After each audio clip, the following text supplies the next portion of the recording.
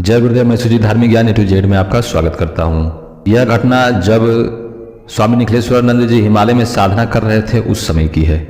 उस समय के स्वामी निखिलेश्वरानंद जी के जो गुरु भाई थे वे लिखते हैं कि उस आश्रम में डॉक्टर नारायण दत्त श्रीमाली जी लगभग 3 महीने तक रहे। यद्यपि पहले वे मात्र 2 महीने ही रहने के लिए आए थे, परंतु स्वामी जी के आग्रह पर वे 1 महीने और रुक गए और इन 3 महीनों में उन्होंने जितना कुछ प्राप्त किया वह अपने आप में अन्यतम है। जहाँ तक मुझे स्मरण है वे 3 महीनों में उन्होंने एक भी क्षण व्यर्थ नहीं खोया था। प्रत्येक क्षण मंत्र साधना में लगे रहते और गुरुमुख से मंत्र की मूल ध्वनि समझकर उस ध्वनि को जीवंत बनाने का उपक्रम करते। मैं देखता कि जब श्रीमाली जी उसी मूल ध्वनि को वास्तविक रूप से उच्चारण करते तो स्वामी जी का चेहरा खिल उठता। कई बार बातचीत के दौरान उन्होंने इस मूल ध्वनि को पकड़ना कठिन है।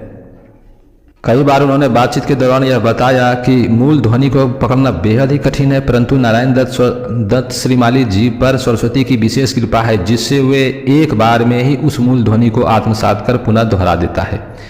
इस तीनों महीने में लगभग सभी प्रकार के मंत्रों को उन्होंने सीखा और उनकी क्रिया पद्धति ज्ञान प्राप्त किया। यही नहीं अपितु क्रियात्मक रूप से भी उन्होंने मंत्रों की साधना संपन्न कर उन्हें वास्तविक कसौटी पर कसकर अनुभव भी किया। 3 महीने बाद एक दिन प्रातः स्वामी जी ने कहा कि मेरे पास जो कुछ भी ज्ञान था वह आपको मैं दे चुका हूँ। मुझे अब निश्चिंतता प्राप्त हो चुकी है क्योंकि मेरे पास जो भी ज्ञान था तुम्हें पूर्णता के साथ दे सका हूँ और इससे ज़्यादा प्रसन्नता की बात है कि तुमने पूर्ण क्षमता के साथ उस ज्ञान को ग्रहण किया।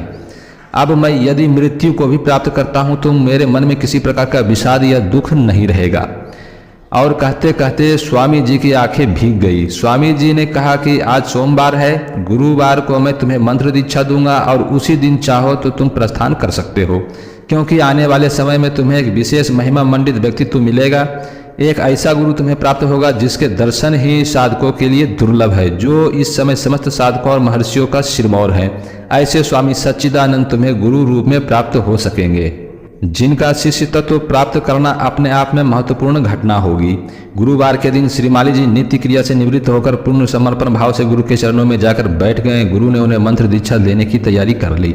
यह दीक्षा इस बात का सूचक था कि स्वामी जी ने अपना उत्तराधिकारी निश्चित कर लिया है, क्योंकि उनके ज्ञान की पूर्णता इसी शिष्य ने प्राप्त की है। इस प्रकार से यह व्यक्तित्व गुरु का ही अंशभूत बन गया है।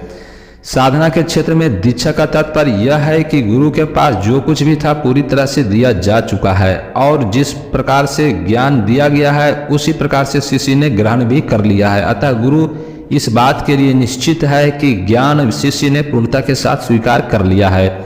मुझे पहले ही स्वामी जी के पास कई शिष्य आए होंगे और लगभग मैं भी 3 वर्षों से उनके सानिध्य में था, परंतु दीक्षा प्राप्त करने का सौभाग्य मुझे या पूर्व आने वाले शिष्यों को प्राप्त नहीं हुआ था, क्योंकि इस प्रकार की दीक्षा गुरु अपने जीवन में केवल एक ही शिष्य को देता है और यह दीक्षा उसी शिष्य को दी जाती है जिसने गुरु के प्रति निश्चिंत होता है और उसके पास जो भी जितना भी ज्ञान था वह शिष्य प्राप्त कर लिया है और आने वाले समय में वह इस ज्ञान को आगे बढ़ाने में समर्थ हो सकेगा। यह दीक्षा इस बात का सूचक होता है कि वह शिष्य उस गुरु का अंशभूत बन गया है और गुरु ने पूर्व में अपने गुरु से जो विशेष अध्यात्म बल प्राप्त किया है उसे आगे प्रवाहित कर दिया है। यह दीक्षा इस बात का भी सूचक है कि गुरु उस शिष्य के ज्ञान से उससे व्यक्तित्व से पूर्णतः संतुष्ट है। मंत्र के क्षेत्र में स्वामी प्रविज्यानंद जी का नाम आदर से लिया जाता है और जो मंत्र मर्मज्ञ है, जो मंत्र के द्वेता है, उनके लिए यह नाम अपरिचित नहीं है। एक प्रकार से देखा जाए तो मंत्र का पर्याय ही स्वामी प्रविज्यानंद को माना जाता है। अतः उनके द्वारा किसी को दीक्षा दिया जाना युगांतरी घटना माना जाता है। कई शिष्यों ने इस प्रकार की आशा संजोई थी कि उन्हें गुरु द्वारा दीक्षा प्राप्त हो सकेगी। यदि असत्य ना कहूँ तो मुझे भी यह आशा थी कि संभवतः मैं इस महिमा से मंडित हो सकूंगा और मैं स्वामी प्रविज्यानंद द्वारा दीक्षित होने का सौभाग्य प्राप्त कर सकूंगा, परंतु यदि तुलना की दृष्टि से देखा जाए तो मैं बेहिचक यह स्वीकार करने के लिए तैयार हूं कि डॉक्टर नारायण दत्त श्रीमाली जी का व्यक्तित्व मुझसे महान था और वर्तमान में भी महान है। उन्होंने उन 3 महीनों में जो कुछ प्राप्त किया वह मैं 3 वर्षों में भी प्राप्त नहीं कर सका था। मंत्र के प्रति जो समर्पण था उनके हृदय में वह शब्दों से परे है, इसलिए वास्तव में ही वे स्वामी प्रविज्यानंद द्वारा दीक्षित होने के अधिकारी थे।